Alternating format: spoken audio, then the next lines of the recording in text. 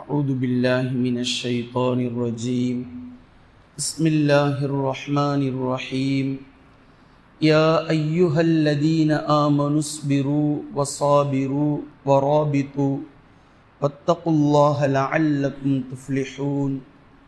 கண்ணியத்திற்குரிய அல்லாஹ்வின் அடியார்களே, ரமலானுடைய நேரத்தில் நாம் அத்தனை நபர்களும் இருக்க வேண்டிய ஒரு நிலையை பற்றியும் அல்லாஹு தாலா பொதுவாக ஒரு முஃமின் எப்படி இருக்க வேண்டும் என்ற நிலையை பற்றியும் சூரா ஆலு இம்ரானுடைய இந்த வசனத்தில் 4 விஷயங்களாக அதை நமக்கு பிரித்து காட்டுகின்றான்.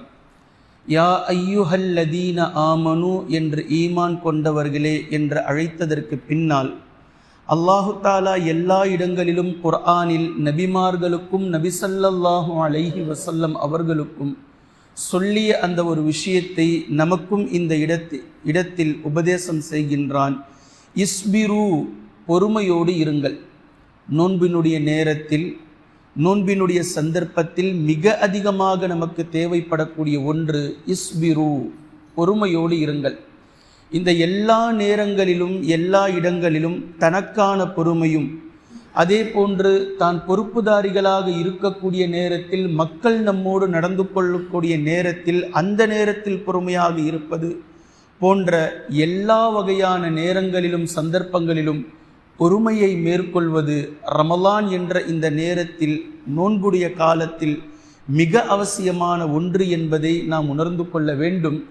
பொறுமையோடு இருங்கள் என்ற இந்த ஒற்றை வார்த்தையோடு அல்லாஹு தாலா முடித்து விடாமல் அதையே இன்னும் அழகாக்கி அடுத்த வார்த்தையில் அல்லாஹு தாலா பேசுகின்றான். வசாபிரு, பொறுமையின் உச்சிக்கு சென்று விடுங்கள், பொறுமையில் ஒருவரை ஒருவர் முந்திக் கொள்ளுங்கள் என்று அல்லாஹ் பேசுகின்றான். ஒரே விஷயத்தை 2 வகைகளாக அல்லாஹு தாலா பேசக்கூடிய அழகை நீங்கள் இங்கு பார்க்கலாம். பொறுமையோடு இருங்கள், பொறுமையில் ஒருவருக்கு ஒருவர் போட்டி போட்டுக்கொண்டு முந்தி விடுங்கள் என்று அல்லாஹு தாலா பேசுகின்றான்.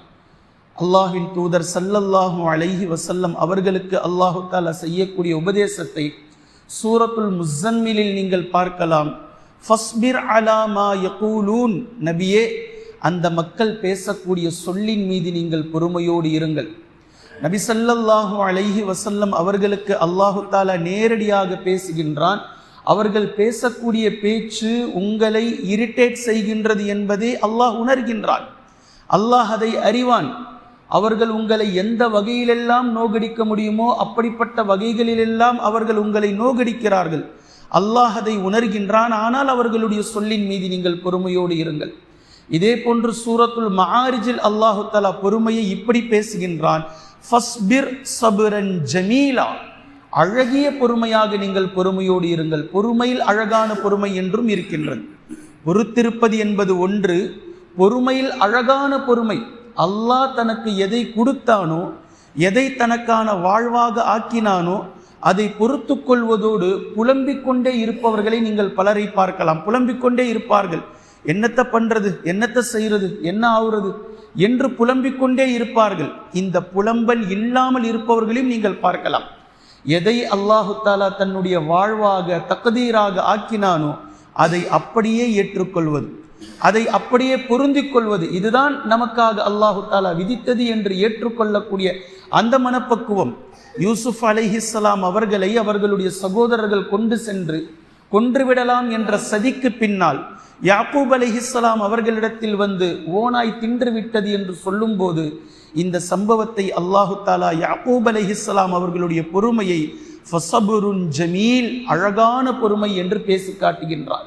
அதே போன்று அய்யூப் அலைஹிஸ்ஸலாம் அவர்களுடைய அந்த விஷயத்தை, நோய்களை கொடுத்து பல வருடங்கள் அய்யூப் அலைஹிஸ்ஸலாம் அதில் இருந்ததற்கு பின்பும் ஒரு நாளும் சலித்ததில்லை, ஒரு நாளும் அதில் கவலைப்பட்டதும் இல்லை. அல்லாஹு தாலா நம்முடைய அடியாரை நாம் பொறுமைசாலியாக பெற்றுக்கொண்டோம் என்று அல்லாஹ்வே அய்யூப் அலைஹிஸ்ஸலாம் அவர்களுக்கு சான்று பகர்வதை நீங்கள் பார்க்கலாம். இப்போ இந்த இடங்களிலெல்லாம் அல்லாஹு தாலா மிக தெளிவாக நம்மிடத்தில் இருக்க வேண்டிய பண்பாக நமக்கு வலியுறுத்துகின்றான். ஈமான் கொண்டவர்களே, இஸ்பிரு வசாபிரு, பொறுத்து கொள்ளுங்கள், பொறுமையை மேற்கொள்ளுங்கள், பொறுமையினுடைய உச்சியில் நீங்கள் இருங்கள், பொறுமையில் ஒருவருக்கு ஒருவர் முந்திக்கொண்டு நீங்கள் செயல்படுங்கள் என்று அல்லாஹு தாலா சொல்லக்கூடிய இந்த 2 நிலையும் ஒரு நோன்பாளிக்கு நோன்பினுடைய நேரத்தில் நமக்கு குடும்பத்தில் தனிப்பட்ட வாழ்வில் வெளியில் செல்லும் போது வெளியில் சந்திக்கக்கூடிய நேரத்தில் பள்ளிவாசல்களில் ஒவ்வொரு தருணங்களில் இது மிக அதிகமாக தேவைப்படுகின்றது என்பதை நான் நினைவூட்டிக் கொள்கின்றேன். மூன்றாவதாக அல்லாஹு தாலா பேசுகின்றான், வராபித்து.